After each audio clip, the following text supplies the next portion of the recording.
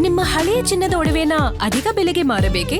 ಆಟಿಕಾಗೆ ಕಾಲ್ ಮಾಡಿ 8880 Attica gold company.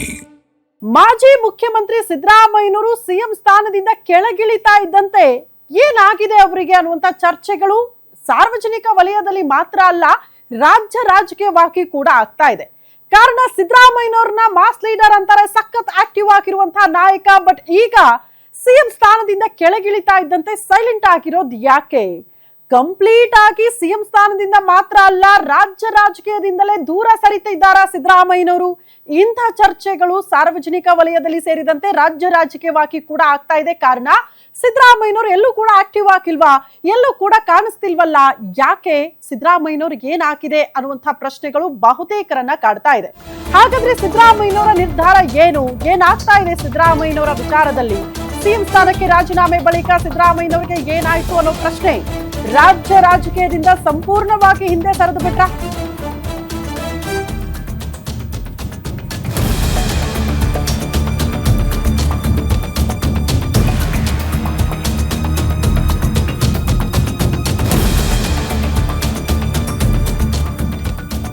CM ಸ್ಥಾನಕ್ಕೆ ರಾಜೀನಾಮೆ ಕೊಟ್ಟ ಬಳಿಕ ಸಿದ್ದರಾಮಯ್ಯನವರಿಗೆ ಏನಾಗಿದೆ? ರಾಜ್ಯ ರಾಜಕೀಯದಿಂದ ಸಂಪೂರ್ಣವಾಗಿ ಹಿಂದೆ ಸರಿದು ಬಿಟ್ರ ಸಿದ್ದರಾಮಯ್ಯನವರು?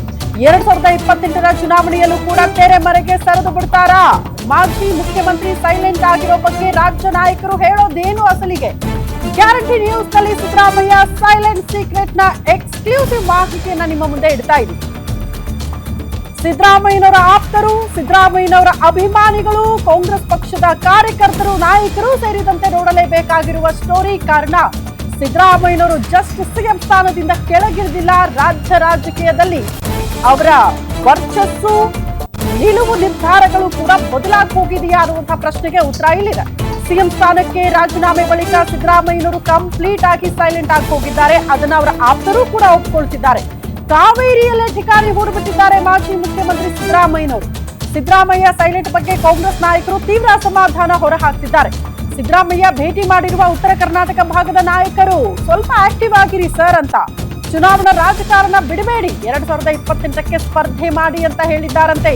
ಇದಕ್ಕೂ ಮೊದಲು ಸಿದ್ದರಾಮಯ್ಯರನ್ನ ಪ್ರತ್ಯೇಕವಾಗಿ ಭೇಟಿಯಾಗಿದ್ರು ಬಿಕೆ ಹರಿಪ್ರಸಾದ್ ಮತ್ತು ಬಿಕೆ ಶಿವಕುಮಾರ್. ರಾಜ್ಯ ರಾಜಕೀಯದಲ್ಲಿ ಆಕ್ಟಿವ್ ಆಗಿರಿ ಸರ್ ಅಂತ ಮನವಿ ಮಾಡಿಕೊಂಡಿದ್ರು ಅವರು ಕೂಡ. ಇಬ್ಬರ ಮನವಿ ಆಲಿಸಿಯೂ ಕೂಡ ಮೌನಕ್ಕೆ ಜಾರಿದ್ರು ಮಾಜಿ ಮುಖ್ಯಮಂತ್ರಿ ಸಿದ್ದರಾಮಯ್ಯನವರು. ಸಿಎಂ ಸ್ಥಾನಕ್ಕೆ ರಾಜೀನಾಮೆ ಕೊಟ್ಟ ಬಳಿಕ ಕಾವೇರಿ ಬಿಟ್ಟು ಎಲ್ಲೂ ಕೂಡ ಸಿದ್ದರಾಮಯ್ಯನವರು ಕಾಣಿಸ್ಕೊಂಡೇ ಇಲ್ಲ. ಅಲ್ಲೇ ಠಿಕಾಣಿ ಹೂಡಿದ್ದಾರೆ. ಯಾರೇ ಬಂದ್ರು ಕೂಡ ಅಲ್ಲೇ ಎಲ್ಲರನ್ನ ಭೇಟಿ ಆಗ್ತಿದ್ದಾರೆ ಬಿಟ್ಟು ಸಾರ್ವಜನಿಕವಾಗಿ ರಾಜ್ಯ ರಾಜಕೀಯದಲ್ಲಿ ಎಲ್ಲೂ ಕೂಡ ಆಕ್ಟಿವ್ ಆಗಿಲ್ವಲ್ಲ, ಯಾಕೆ ಅನ್ನುವಂತ ಪ್ರಶ್ನೆ ಇತ್ತು. ಸೊ ಬಹುತೇಕರಿಗೆ ಗೊತ್ತಾಗಿದೆ ಅವರು ರಾಜ್ಯ ರಾಜಕೀಯದಿಂದಲೇ ಹಿಂದೆ ಸರಿಯುವ ಮಾತು ಅಥವಾ ಮನಸ್ಸು ಬಂದಿದೆ ಅವರಿಗೆ ಅಂತ. ಹಂಗ ಮಾಡಬೇಡಿ, ದಯವಿಟ್ಟು ನೀವು ಆಕ್ಟಿವ್ ಆಗಿರಿ, ಪಕ್ಷಕ್ಕೆ ನೀವು ಬಹಳ ಬಹಳ ಅನಿವಾರ್ಯ. ಹಂಗಾಗಿ ಮುಂಬರುವ ಚುನಾವಣೆಯಲ್ಲೂ ಕೂಡ ನೀವು ಸ್ಪರ್ಧೆ ಮಾಡಬೇಕು ಅಂತ ಉತ್ತರ ಕರ್ನಾಟಕ ಭಾಗದ ನಾಯಕರು ಭೇಟಿಯಾದಾಗ ಮನವಿ ಮಾಡಿಕೊಂಡಿದ್ದಾರೆ ಅನ್ನೋದ್ರ ಬಗ್ಗೆ ಡೀಟೇಲ್ ಸಿಗ್ತಾ ಇದೆ. ಸಿದ್ದರಾಮಯ್ಯನವರು ಸಿಎಂ ಸ್ಥಾನದಿಂದ ಕೆಳಗಿಳಿದ ತಕ್ಷಣ ಸಿದ್ದರಾಮಯ್ಯನವರನ್ನ ಕಡೆಗಣನೆ ಮಾಡಬಾರದು ಪಕ್ಷ ಅಂತ. ಪಕ್ಷಕ್ಕೂ ಸಿದ್ದರಾಮಯ್ಯನವರು ಅನಿವಾರ್ಯ, ಸಿದ್ದರಾಮಯ್ಯನವ್ರಿಗೂ ಕೂಡ ಪಕ್ಷ ಅನಿವಾರ್ಯ. ಬಟ್ ಈಗ ಸಿಎಂ ಸ್ಥಾನದಿಂದ ಕೆಳಗಿಳಿದ ಬಳಿಕ ಮುಂಬರುವ ಚುನಾವಣೆಯಲ್ಲಿ ಸ್ಪರ್ಧೆ ಮಾಡಲ್ವಾ? ಬಹುತೇಕರಿಗೆ ಪ್ರಶ್ನೆ ಇದೆ. ನಿಮ್ಗೆಲ್ಲ ನೆನಪಿರಬಹುದು, ಈ ಹಿಂದೆ ವಿಧಾನಸಭೆ ಚುನಾವಣಾ ಹೊಸ್ತಿಲಲ್ಲೇ ಅವರು ಡಿಕ್ಲೇರ್ ಮಾಡಿಬಿಟ್ಟಿದ್ದಾರೆ, ಮುಂಬರುವ ಚುನಾವಣೆಯಲ್ಲಿ ಸ್ಪರ್ಧೆ ಮಾಡಲ್ಲ, ಇದೇ ನನ್ನ ಲಾಸ್ಟ್ ಚುನಾವಣೆ ಅಂತ. ಹಂಗಾಗಿ 2 ಕ್ಷೇತ್ರದ ಬದಲಾಗಿ ಒಂದೇ ಕ್ಷೇತ್ರದಲ್ಲಿ ಅವರು ಸ್ಪರ್ಧೆ ಮಾಡಿದ್ದನ್ನ ಕೂಡ ನಾವು ಗಮನಿಸಬೇಕಾಗುತ್ತೆ. ಸೊ ಮೊದಲೇ ನಿರ್ಧಾರ ಮಾಡಿದಂತೆ ನಡೆದುಕೊಳ್ತಿದ್ದಾರಾ ಅಥವಾ ಸಿಎಂ ಸ್ಥಾನದಿಂದ ಕೆಳಗಿಳಿಸಿರುವ ರೀತಿ ಅವರಿಗೆ ಇಷ್ಟ ಆಗಿಲ್ವಾ? ಏನಾದ್ರೂ ವೈಮನಸ್ಸುಗಳಿದೆಯಾ? ಆ ಕಾರಣಕ್ಕೆ ಆಕ್ಟಿವ್ ಆಗಿಲ್ವಾ ರಾಜಕೀಯದಲ್ಲಿ ಅನ್ನುವಂತ ಪ್ರಶ್ನೆ ಇದೆ. ಸೊ ಅದೆಲ್ಲದಕ್ಕೂ ಕೂಡ ಸ್ಪಷ್ಟ ಉತ್ತರ ಸಿಗಬೇಕು ಸಿದ್ದರಾಮಯ್ಯನವರಿಂದಲೇ. ಈಗ ಮನವಿ ಮಾಡಿಕೊಂಡಿದ್ದಾರೆ ಮುಖ್ಯಮಂತ್ರಿಗಳು ಮತ್ತು ಕೆಪಿಸಿಸಿ ಅಧ್ಯಕ್ಷರು. ಅದರ ಹೊರತಾಗಿ ಕೂಡ ಆಕ್ಟಿವ್ ಆಗಿಲ್ಲ ಅಂತ ಅಂದ್ರೆ ಏನೋ ಒಂದು ನಿರ್ಧಾರಕ್ಕೆ ಬಂದಿರ್ತಾರೆ ಅಂತ. ಉತ್ತರ ಕರ್ನಾಟಕ ಭಾಗದಲ್ಲಿ ಪ್ರವಾಸ ಕೈಗೊಳ್ತಾರ ಸಿದ್ದರಾಮಯ್ಯನವರು? ಮನವಿ ಮಾಡಿರುವ ಉತ್ತರ ಕರ್ನಾಟಕ ಭಾಗದ ನಾಯಕರು ದಯವಿಟ್ಟು ಬನ್ನಿ ಸರ್, ಆಕ್ಟಿವ್ ಆಗಿರಿ ಅಂತ.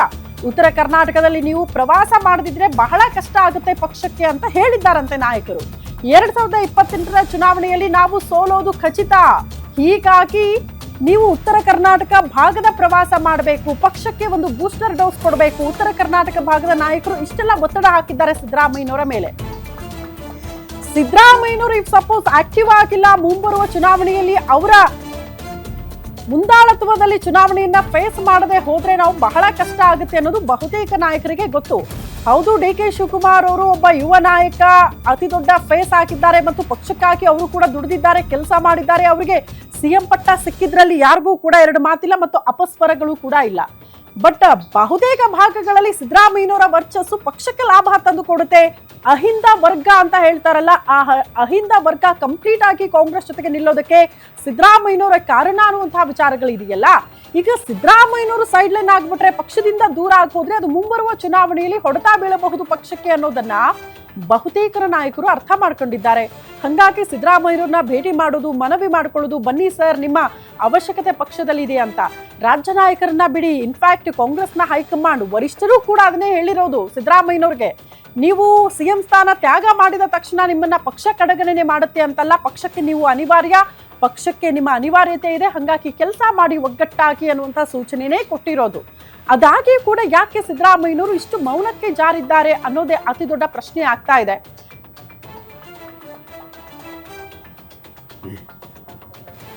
ಈ ಬಗ್ಗೆ ಮತ್ತಷ್ಟು ಡೀಟೇಲ್ಸ್ ಅನ್ನ ಕೊಡ್ತಾ ಹೋಗ್ತಾರೆ political bureau head Maruti Pavagada ನೇರ ಸಂಪರ್ಕದಲ್ಲಿ ಜಾಯಿನ್ ಆಗ್ತಿದ್ದಾರೆ. ಮಾರುತಿ, ಸಿದ್ದರಾಮಯ್ಯನವರು ಸಿಎಂ ಸ್ಥಾನದಿಂದ ಕೆಳಗಿಳಿದ ಮೇಲೆ ಬಹುತೇಕರ ಚರ್ಚೆ ಇದ್ದಿದ್ದು ಸಿದ್ದರಾಮಯ್ಯನವರು ಯಾಕೋ ಸೈಲೆಂಟ್ ಆಗಿದ್ದಾರಲ್ಲ, ಏನಾದ್ರೂ ಅಸಮಾಧಾನ ಇದೆಯಾ ಅನ್ನೋದು ಪ್ರಶ್ನೆ ಇತ್ತು.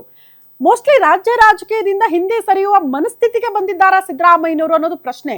ಇದರಿಂದ ಪಕ್ಷಕ್ಕಾಗುವಂತ ಸಮಸ್ಯೆಗಳೇನು, ಜೊತೆಗೆ ಮುಂಬರುವ ಚುನಾವಣೆಯಲ್ಲಿ ಸ್ಪರ್ಧೆ ಮಾಡಲ್ಲ ಅಂತ ಈಗೆಲ್ಲ ಅವರು ಈ ಹಿಂದೆನೆ ಡಿಕ್ಲೇರ್ ಮಾಡಿದ್ರಲ್ವಾ, ಇದೇ ನನ್ನ ಕೊನೆಯ ಚುನಾವಣೆ ಅಂತ.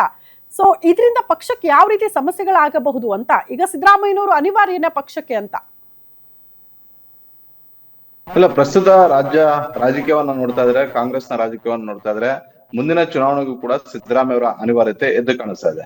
ರಾಜ್ಯ ರಾಜಕೀಯದಲ್ಲಿ ಸಿದ್ದರಾಮಯ್ಯ, ಯಡಿಯೂರಪ್ಪ ಮತ್ತೆ ದೇವೇಗೌಡರನ್ನ, ಈ ಮೂರು ದಿಗ್ಗಜ ರಾಜಕೀಯ ನಾಯಕರನ್ನ ಆ ಮೂರು ಪಕ್ಷಗಳು ಕೂಡ ಬಿಟ್ಟು ರಾಜಕಾರಣ ಮಾಡುವಂತ ಒಂದು ಪರಿಸ್ಥಿತಿಯಲ್ಲಿ ಇವತ್ತಿಗೂ ಕೂಡ ಇಲ್ಲ. ಕಾಂಗ್ರೆಸ್ನ ಪರಿಸ್ಥಿತಿನೂ ಕೂಡ ಅದೇ ರೀತಿಯಲ್ಲಿದೆ. ಡಿ ಕೆ ಶಿವಕುಮಾರ್ ಅವರು ಬಹಳಷ್ಟು ವರ್ಚಸ್ಸು ಹಾಗೂ ಈಗ ಮುಖ್ಯಮಂತ್ರಿ ಆಗಿ ಮುಂದಿನ ವಿಧಾನಸಭಾ ಚುನಾವಣೆಯನ್ನ ಟಾರ್ಗೆಟ್ ಇಟ್ಕೊಂಡು ಏನೇ ಮಾಡ್ತಾ ಇದ್ರು ಕೂಡ ಸಿದ್ದರಾಮಯ್ಯ ಅವರ ಸಹಾಯ ಇಲ್ಲದೆ 2028ಕ್ಕೆ ಮತ್ತೊಮ್ಮೆ ಸರ್ಕಾರ ತರುವುದಕ್ಕೆ ಸಾಧ್ಯವಿಲ್ಲ ಅನ್ನುವಂಥದ್ದು ಕೂಡ ಮುಖ್ಯಮಂತ್ರಿ ಡಿ ಕೆ ಶಿವಕುಮಾರ್ ಅವರಿಗೆ ಗೊತ್ತು. ಹೀಗಾಗಿ ಮೊನ್ನೆ ಬೆಳಗಾವಿಯಲ್ಲಿ ಬಹಳಷ್ಟು ಸ್ಪಷ್ಟವಾಗಿ ಹೇಳಿದ್ರು, ನನ್ನ ಸಿದ್ದರಾಮಯ್ಯ ಹಾಗೂ ಸತೀಶ್ ಜಾರಕಿಹೊಳಿ, ಬಿ ಕೆ ಹರಿಪ್ರಸಾದ್ ಅವರ ನೇತೃತ್ವದಲ್ಲೇ ಮುಂದಿನ ಚುನಾವಣೆ ಆಗುತ್ತೆ, ಮುಂದಿನ ಚುನಾವಣೆಯಲ್ಲೂ ಕೂಡ ಕಾಂಗ್ರೆಸ್ ಪಕ್ಷ ಮತ್ತೊಮ್ಮೆ ಅಧಿಕಾರಕ್ಕೆ ಬರುತ್ತೆ ಅಂತ. ಅಂದ್ರೆ 2028ಕ್ಕೂ ಕೂಡ ನಾವೇ ಗೆದ್ದು ಬರ್ತೀವಿ ಈ ನಾಲ್ವರ ಒಗ್ಗಟ್ಟಿನ ಸಹಾಯದಿಂದ ಅಂತ ಹೇಳಿದ್ರು. ಇದು ಒಂದು ಕಡೆ. ಮತ್ತೊಂದ್ ಕಡೆ ಏನಂತ ಹೇಳಿದ್ರೆ, ಜೂನ್ ತಿಂಗಳಿಂದ ಸಿದ್ದರಾಮಯ್ಯ ಅವರು ಯಾವಾಗ ಮುಖ್ಯಮಂತ್ರಿ ಸ್ಥಾನಕ್ಕೆ ರಾಜೀನಾಮೆ ಕೊಟ್ಟ ಬಳಿಕ ಡಿ ಕೆ ಶಿವಕುಮಾರ್ ಅವರು ಮೇ ತಿಂಗಳಿಂದ ಡಿ ಕೆ ಶಿವಕುಮಾರ್ ಅವರು ಮುಖ್ಯಮಂತ್ರಿ ಆದ ಬಳಿಕ ಸಿದ್ದರಾಮಯ್ಯ ಅವರು ಎಲ್ಲೋ ಒಂದ್ ಕಡೆ ಪಕ್ಷದಲ್ಲಿ ನೆಗ್ಲೆಕ್ಟ್ ಆಗ್ತಾ ಇದ್ದಾರೆ ಅನ್ನುವಂತ ಒಂದು ಅಭಿಪ್ರಾಯವೂ ಕೂಡ ಅವರ ಬೆಂಬಲಿಗರಲ್ಲಿ ಸೃಷ್ಟಿ ಆಗ್ತಾ ಇದೆ. ಸಿದ್ದರಾಮಯ್ಯ ಅವ್ರಿಗೆ ಆ ಅಭಿಪ್ರಾಯ ಇಲ್ಲದೆ ಇರ್ಬೋದು, ಆದ್ರೆ ಅವರನ್ನ ಬೆಂಬಲಿಸುವಂತ ಒಂದು ದೊಡ್ಡ ಪಡೆಯಲ್ಲಿ ಆ ಒಂದು ಅಸಮಾಧಾನ ಇದ್ದೇ ಇದೆ. ಹೀಗಾಗಿ ಸಿದ್ದರಾಮಯ್ಯ ಅವರು ಕೂಡ ರಾಜಕೀಯದಿಂದ ದಿನೇ ದಿನೇ ದೂರ ಉಳಿಯೋಣ ಅನ್ನುವಂತ ಒಂದು ರೀತಿಯಲ್ಲಿ ನಿರ್ಧಾರ ಮಾಡಿದ್ರ ಅನ್ನುವಂತ ಒಂದು ಆತಂಕದ ಭಾವನೆಗಳು ಅವರ ಆಪ್ತರಲ್ಲಿ ಬರ್ತಾ ಇರುವಂತ. ಜೊತೆಗೆ ಏನಂತ ಹೇಳಿದ್ರೆ, ಕರ್ನಾಟಕದ ರಾಜಕಾರಣ ಚಿತ್ರದುರ್ಗದಿಂದ ಇತ್ತೀಚೆಗೆ ಒಂದು ರೀತಿಯಾದಂತಹ ಒಂದು ರಾಜಕಾರಣ ಇದೆ.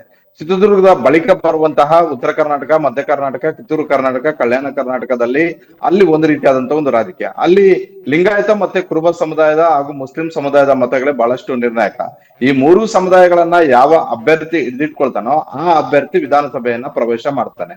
ಹೀಗಾಗಿ ಸಿದ್ದರಾಮಯ್ಯ ಅವ್ರಿಗೆ ಬಹಳಷ್ಟು ನಾಯಕರುಗಳು, ಕೇವಲ ಅಹಿಂದ ವರ್ಗದ ಶಾಸಕರು, ಮುಖಂಡರುಗಳು ಅಷ್ಟೇ ಬೇಡಿಕೆಯನ್ನ ಇಟ್ಟಿಲ್ಲ, ಬಹಳಷ್ಟು ಜನ, ಅದರಲ್ಲಿ ಬಸವರಾಜ ರಾಯರೆಡ್ಡಿ ಅವರಾಗಿರ್ಬೋದು, ಎಂ ಬಿ ಪಾಟೀಲ್ ಆಗಿರ್ಬೋದು, ಈಶ್ವರ್ ಖಂಡ್ರೆ ಅವರಾಗಿರ್ಬೋದು, ಸ್ಯಾಮ್ನೂರ್ ಮಲ್ಲಿಕಾರ್ಜುನ್ ಸೇರಿದಂತೆ ಹಲವು ಹಿರಿಯ ಕಾಂಗ್ರೆಸ್ನ ನಾಯಕರು, ಲಿಂಗಾಯತ ಪ್ರಭಾವಿ ಮುಖಂಡರುಗಳು ಹೇಳಿರುವಂತದ್ದು, ನೀವು ಒಂದು ವೇಳೆ 2028ಕ್ಕೆ ಆಕ್ಟಿವ್ ಆಗಿ ರಾಜಕಾರಣ ಮಾಡ್ಲಿಲ್ಲ ಅಂತ ಹೇಳಿದ್ರೆ ನಮ್ಮ ಪರಿಸ್ಥಿತಿ ಅಷ್ಟೇ ಅಲ್ಲ, ಬೇರೆ ಬೇರೆ ಶಾಸಕರ ಪರಿಸ್ಥಿತಿಯನ್ನು ಕೂಡ ಬಹಳಷ್ಟು ಉತ್ತರ ಕರ್ನಾಟಕದಲ್ಲಿ ಸಮಸ್ಯೆ ಆಗುತ್ತೆ. ಹೀಗಾಗಿ ನೀವು ಯಾವುದೇ ಕಾರಣಕ್ಕೂ ಕಾವೇರಿಯಲ್ಲಿ ಸೈಲೆಂಟ್ ಆಗಿರೋದು ಬೇಡ, ಸಕ್ರಿಯವಾಗಿ ರಾಜಕೀಯವನ್ನ ಮಾಡ್ಬೇಕು. ಇದೇ ನಿಲುವನ್ನ ಡಿ ಕೆ ಶಿವಕುಮಾರ್ ಅವರು ಇಟ್ಕೊಂಡಿದ್ದಾರೆ, ಬಿ ಕೆ ಹರಿಪ್ರಸಾದ್ ಅವರು ಕೂಡ ಇಟ್ಕೊಂಡಿದ್ದಾರೆ. ಪ್ರತ್ಯೇಕವಾಗಿ ಭೇಟಿ ಮಾಡಿದಾಗ ಡಿ ಕೆ ಶಿವಕುಮಾರ್ ಅವರು ಹೇಳಿದ್ರು, ನಿಮ್ಮ ಸಪೋರ್ಟ್ ಇಲ್ಲದೆ ನಾವು ಚುನಾವಣೆಯನ್ನ ಎದುರಿಸೋದು ಬಹಳಷ್ಟು ಕಷ್ಟ ಆಗುತ್ತೆ ಅಂತ. ಕೆಪಿಸಿಸಿ ಅಧ್ಯಕ್ಷರಾದ ಬಳಿಕ ಈಗಾಗಲೇ ಬಿ ಕೆ ಹರಿಪ್ರಸಾದ್ ಅವರು 3 ಬಾರಿ ಸಿದ್ದರಾಮಯ್ಯ ಅವರನ್ನ ಭೇಟಿ ಮಾಡಿದ್ರು.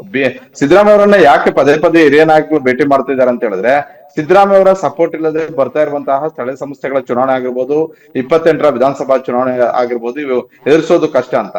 ಮತ್ತೊಂದ್ ಕಡೆ ಸಿದ್ದರಾಮಯ್ಯ ಅವರ ಬೆಂಬಲಿಗರಲ್ಲಿ ಚರ್ಚೆ ಆಗ್ತಿರೋದು ಏನಂತ ಹೇಳಿದ್ರೆ ಸಿದ್ದರಾಮಯ್ಯ ಅವ್ರಿಗೆ ಸಿದ್ದರಾಮಯ್ಯ ಅವ್ರಿಗೆ ಇಷ್ಟ ಇಲ್ಲದೆ ಸಿದ್ದರಾಮಯ್ಯ ಅವರನ್ನ ಮುಖ್ಯಮಂತ್ರಿ ಸ್ಥಾನದಿಂದ ಕೆಳಗಿಳಿಸಿದ್ರು ಅನ್ನುವಂತ ಒಂದು ಚರ್ಚೆ ಆರಂಭ ಆಗಿದೆ. ಆದ್ರೆ 2023ರಲ್ಲಿ ಮಾತುಕತೆಯಂತೆ ಸಿದ್ದರಾಮಯ್ಯ ಅವರು ಹೈಕಮಾಂಡ್ ಸೂಚನೆಯ ಮೇರೆಗೆ ಆ ಸ್ಥಾನವನ್ನ ಬಿಟ್ಕೊಟ್ಟಿದ್ರು ಕೂಡ ಇವತ್ತಿಗೂ ಅವರನ್ನ ಬೆಂಬಲಿಸುವಂತ ದೊಡ್ಡ ಮಟ್ಟದ ಪಡೆ ದಕ್ಷಿಣ ಕರ್ನಾಟಕಕ್ಕೆ ನಾವು ಕಂಪೇರ್ ಮಾಡೋದಾದ್ರೆ ಸಿದ್ದರಾಮಯ್ಯ ಅವ್ರಿಗೆ ಹೆಚ್ಚು ಬೆಂಬಲ ಕೊಡುವಂತದ್ದು ಉತ್ತರ ಕರ್ನಾಟಕದಲ್ಲಿರುವಂತಹ ಅವರದ್ದೇ ಸಮುದಾಯ ಮತ್ತೆ ಮುಸ್ಲಿಂ ಸಮುದಾಯದ ಸಾಲಿಡ್ ಮತಗಳು, ಜೊತೆಗೆ ಅಹಿಂದ ವರ್ಗ ಇವತ್ತಿಗೂ ಕೂಡ ಸಿದ್ದರಾಮಯ್ಯ ಅವರ ಜೊತೆಗಿದೆ. ಈ ನೆಲೆಯಲ್ಲೇ ಕಾಂಗ್ರೆಸ್ಗೆ ಸಿದ್ದರಾಮಯ್ಯ ಅವರು 2028-29ರ ಚುನಾವಣೆಯಲ್ಲಿ 28ಕ್ಕೆ ವಿಧಾನಸಭಾ ಚುನಾವಣೆ, 29ಕ್ಕೆ ಲೋಕಸಭಾ ಚುನಾವಣೆ, ಈ ಎರಡೂ ಚುನಾವಣೆಗಳ ದೃಷ್ಟಿಯಿಂದ ಕಾಂಗ್ರೆಸ್ಗೆ ಡಿ.ಕೆ. ಶಿವಕುಮಾರ್ ಅವ್ರಿಗೆ, ಬಿ.ಕೆ. ಹರಿಪ್ರಸಾದ್ ಅವ್ರಿಗೆ, ಪರಮೇಶ್ವರ್ ಅವ್ರಿಗೆ ಸಿದ್ದರಾಮಯ್ಯ ಅವರ ಅನಿವಾರ್ಯತೆ ಎದ್ದು ಕಾಣಿಸ್ತಾ ಇದೆ. ಈ ನೆಲೆಯಲ್ಲಿ ಎಲ್ಲಾ ನಾಯಕರು ಕೂಡ ಸಿದ್ದರಾಮಯ್ಯ ಅವರನ್ನ ಆಕ್ಟಿವ್ ಆಗಿ ಇರುವಂತೆ ಸಲಹೆಯನ್ನ ಕೊಟ್ಟಿರುವಂತದ್ದು. ಜೊತೆಗೆ ಸಿದ್ದರಾಮಯ್ಯ ಅವರನ್ನ ಅದರಲ್ಲೂ ಮೈಸೂರು ಹಾಗೂ ಉತ್ತರ ಕರ್ನಾಟಕ ಭಾಗದ ಹಲವು ಮುಖಂಡರುಗಳು 2028ಕ್ಕೂ ಕೂಡ ಮತ್ತೊಮ್ಮೆ ನೀವು ಸ್ಪರ್ಧೆ ಮಾಡ್ಲೇಬೇಕು ಅನ್ನುವಂತ ಒಂದು ಮನವಿಯನ್ನ ಮಾಡ್ಕೊಂಡಿದ್ದಾರೆ. ಇದ್ರ ಬಗ್ಗೆ ಏನ್ ನಿರ್ಧಾರ ತೆಗೆದುಕೊಳ್ತಾರೆ ಗೊತ್ತಿಲ್ಲ. ನೀವ್ ಹೇಳದಂತೆ ಹಿಂದೆ ಹಲವು ಬಾರಿ ಹೇಳಿದ್ರು ನನ್ನ ಇದು ಕೊನೆ ಚುನಾವಣೆ ಅಂತ, ಜೊತೆಗೆ 2018ರಲ್ಲೂ ಹೇಳಿದ್ರು, 23ಕ್ಕೂ ಮೊದಲು ಕೂಡ ಹೇಳಿದ್ರು.